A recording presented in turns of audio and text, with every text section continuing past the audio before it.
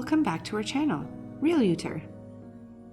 Today we'll be guiding you through filling out an agreement of purchase and sale for real estate.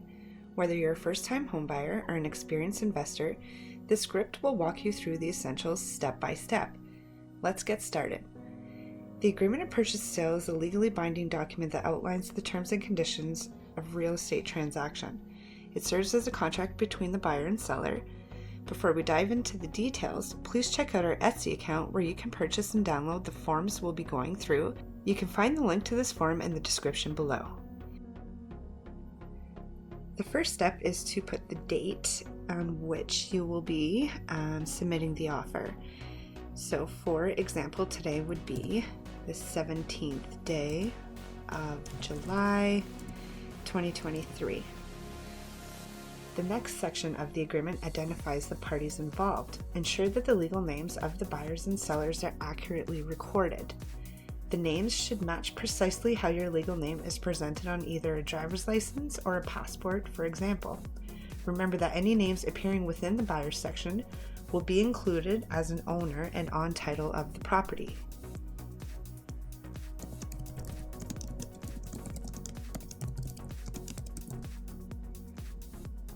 Purposes here, seller 1 and seller 2. Next, you'll need to describe the property being sold. Include the full address, legal description, and any other relevant details. This section should leave no room for ambiguity regarding the specific property. If you're having a hard time finding some of these details, check with your local municipal or state resources. You can also find much of this information on the property's tax invoice or statements. We're going to call this 123 House Avenue in the city of, state of, whatever applies to you.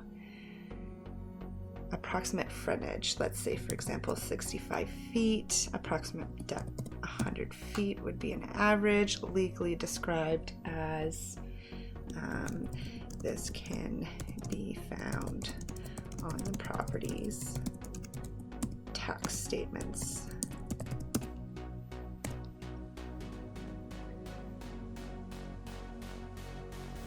Next, we'll describe the type of property we're dealing with. You should be able to simply check off what best describes that property you're writing an offer on. If you're printing this off and doing it by hand, simply put a check mark. The Chattels and Exclusions section outlines what items are included or excluded from the sale. Typically, fixtures and chattels are mentioned here. Fixtures are permanent parts of the property, while chattels are movable personal belongings. List any specific items to be included or excluded, such as light fixtures, ceiling fans, blind window coverings, rods. I have the fridge, stove, built-in dishwasher. You could be specific whether or not they're stainless, if they're white or black, whether there's a hot tub or wall mount units, washer, dryer, central air units. You can even put in the furnace.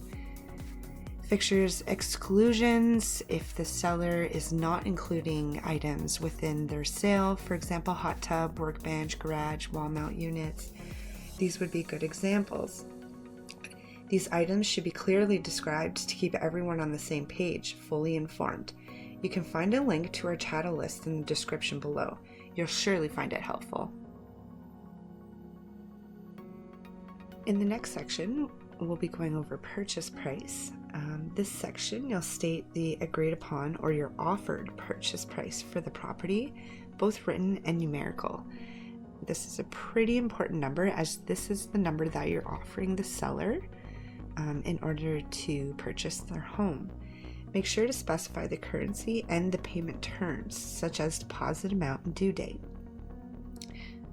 So let's go ahead and add, for example, we're offering $750,000 for the property. We'll have it numerically, or 7.5 million. Let's bring it back to 750,000, and then we'll write it. 750,000 say $500.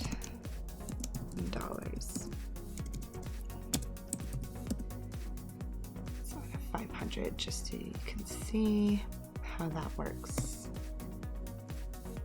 The currency for this purposes, we're going to include USD. If you were in Canada, CAD,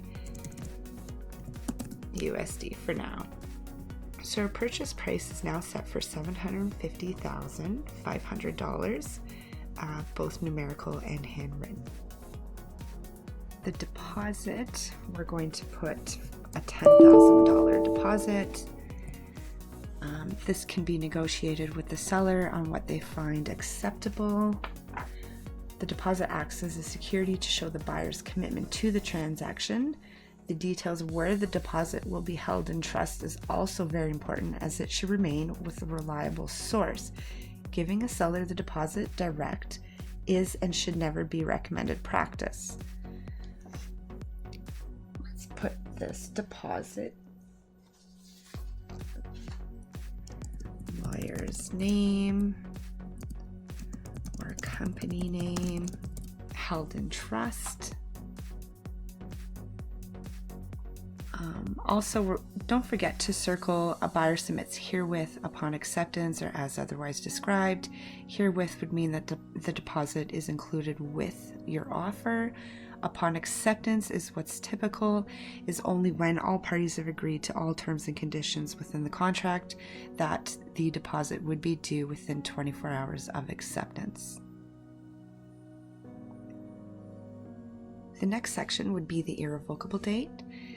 This section means that once the buyer submits his offer, the seller would have until a certain time in order to respond to the offer, at which point, if they don't, the offer is no longer valid.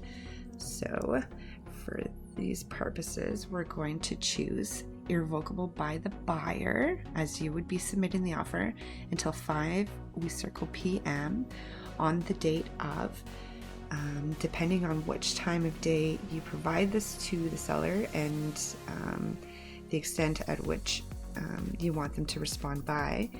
For this purpose, we are going to give them until the 18th day of July 2023. And because we're submitting an offer on the 17th, I'm actually going to bring this down to 12 p.m. noon.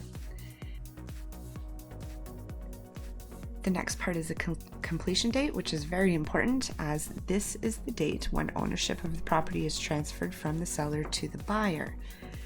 Our offer date is July 17th. Our irrevocable date is July 18th.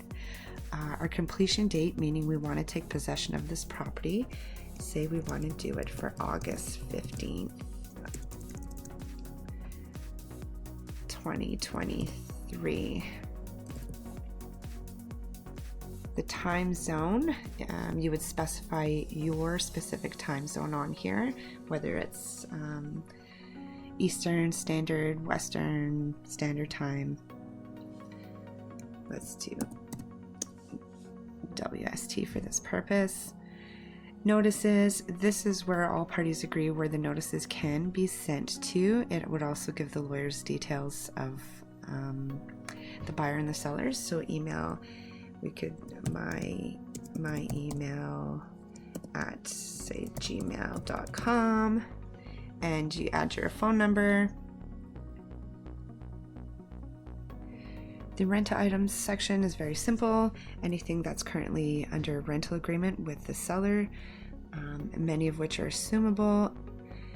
For example, here we could put a hot water tank, or it could be on demand. Another item that could be under rental would be the furnace. There could also be central air units. It's very important to find out which rental items are connected to the property in order to be included here in this section.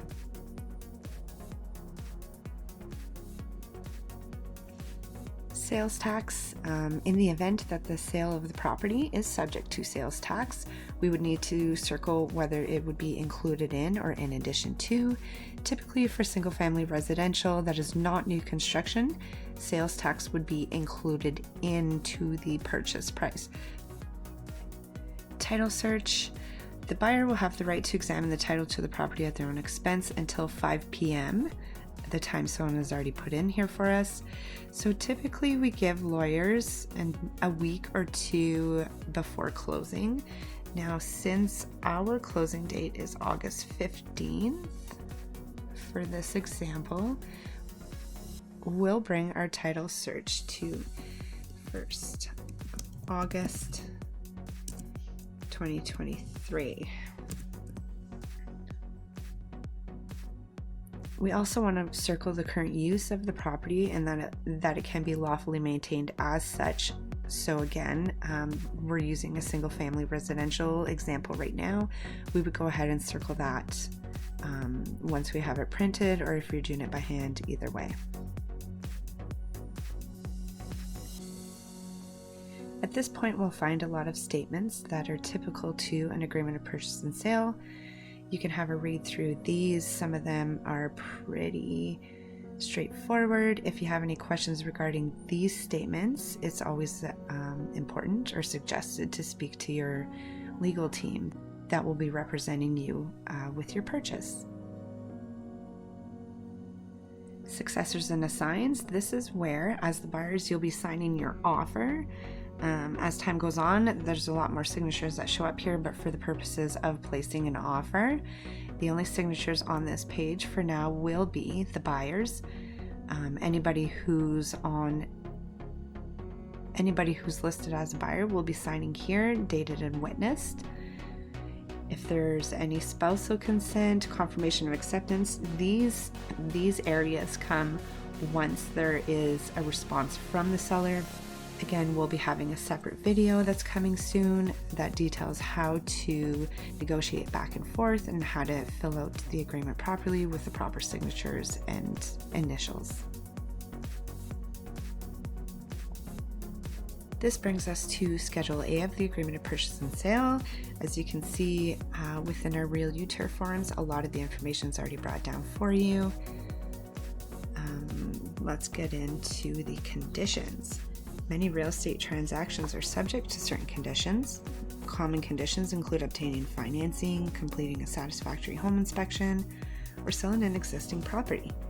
Clearly state any condition that both parties must meet within a specified time frame.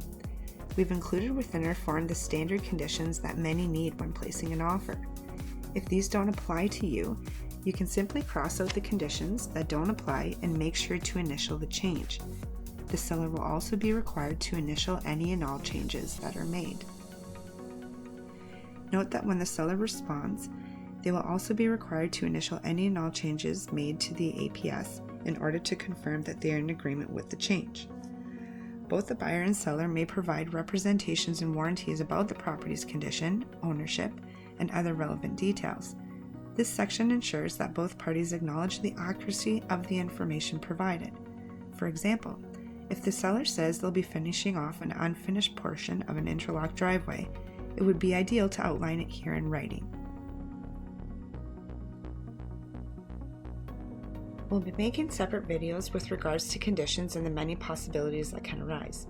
These would include having a home to sell before finalizing purchase, a separate video surrounding pools, wells, septics, etc.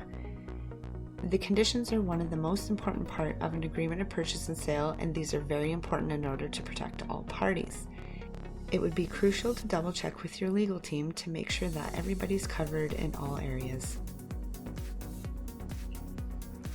Congratulations! You've now learned how to fill out an agreement of purchase and sale for real estate. Remember, the script is a general guide, and it's crucial to consult legal professionals to address any specific concerns or local requirements. We'll have a separate video for dealing with counter-offers. Make sure to subscribe to our channel to stay up to date on the latest real estate DIY trends, tips, and tricks. Good luck with your real estate transaction. You've got this. Thank you for joining us. See you in the next video.